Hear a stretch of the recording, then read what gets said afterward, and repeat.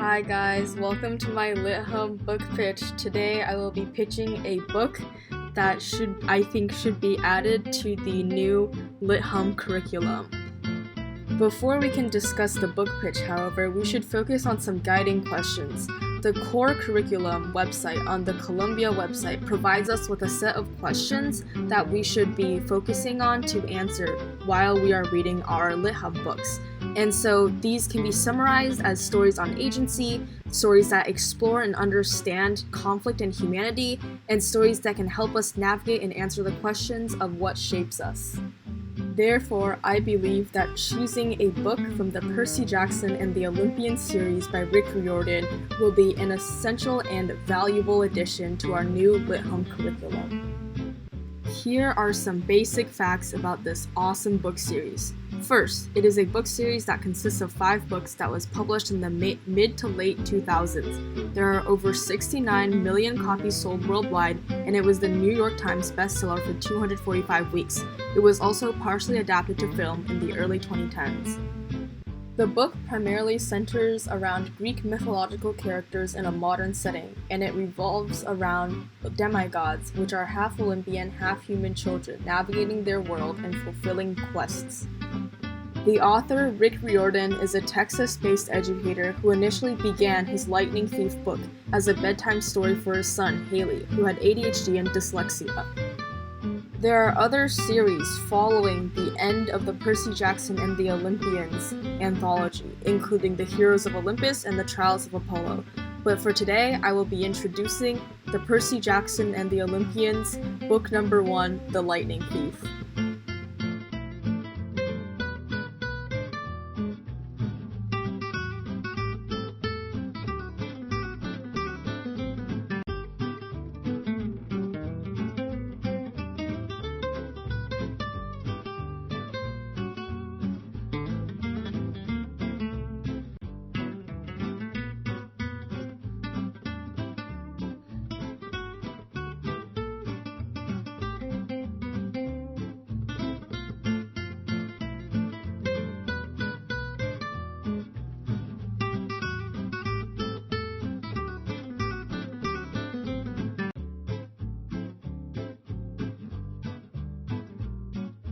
As a brief plot summary, Percy Jackson is a 12-year-old who finds out that he is a half-blood, which is half human and half god. He is taken to Camp Half-Blood in New York, a camp for kids just like him that is safe from monsters that like to attack half-bloods.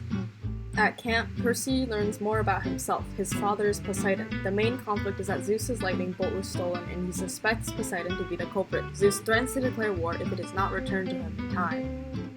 Percy, now tasked to retrieve the bolt, goes on adventures with his friend and fellow demigod Annabeth, daughter of Athena, and Grover across the United States.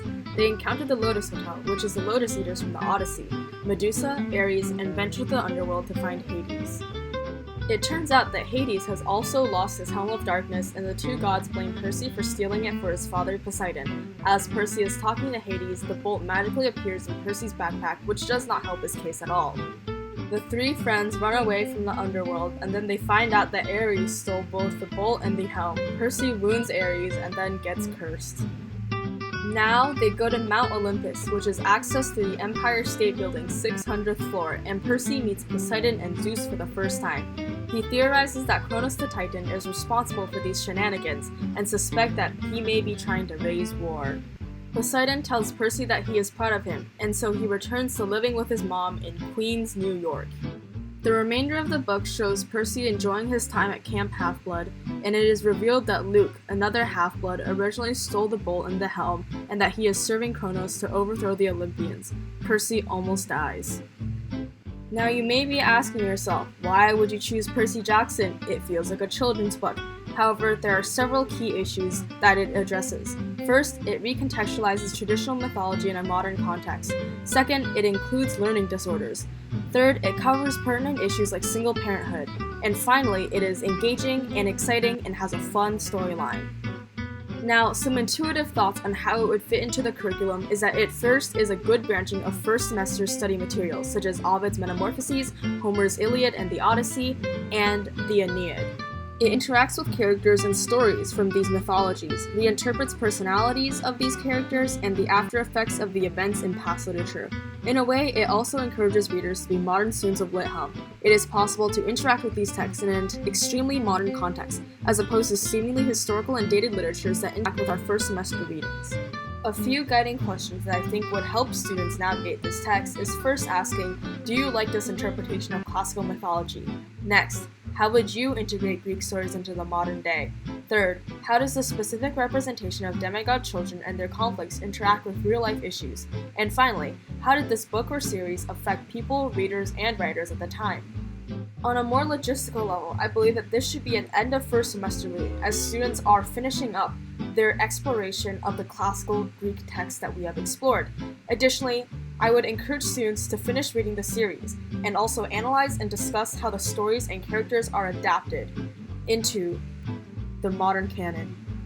I would potentially also want to introduce the students to the remainder of the Percy Jackson and the Olympian series, the Heroes of Olympus, and the Trials of Apollo series as well. I think this could be best accomplished through exploring excerpts, namely in the Heroes of Olympus, where the Roman canon is also integrated into the world building by Rick Riordan. Thank you so much for watching this video, and I hope that you will seriously consider including the Percy Jackson and the Olympian series, The Lightning Thief, into the LitHum curriculum. Additionally, if you enjoyed watching this video, please don't forget to hit the like button, smash that subscribe button, and leave a comment down below.